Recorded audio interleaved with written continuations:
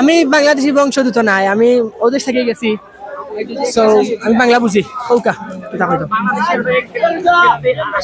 Of course of course, এটা তো আমাদের ড্রিম, বাংলাদেশের লাগে খেলা লাগে তো আমরা সবার ড্রিম ফুটবলার। আমি আইসি একটা ট্রাই করার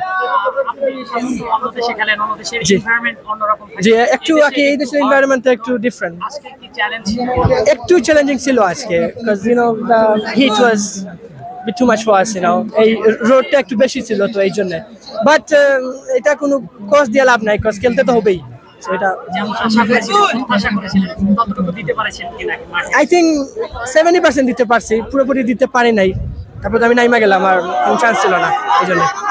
এখানে থেকে বাফুফে ওয়ার্ল্ড কাপ করবে, তো কেমন আশা করছেন, থাকবেন কিনা শর্ট লিস্টে? 50-50, ইউ নো, দেখবো যদি ওরা কল করে ইনশাল্লাহ আসবো। তো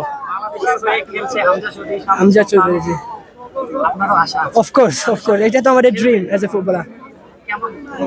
খেললে তো 100% দিব অফকোর্স, ইউ নো, হামজা ভাই তো আসছেন, সবার ইন্সপিরেশন, ওনার জন্য এইগুলা আই মিন হইতেছে নাকি, সবাই আসতেছে, 52 players from abroad, yes, so you no.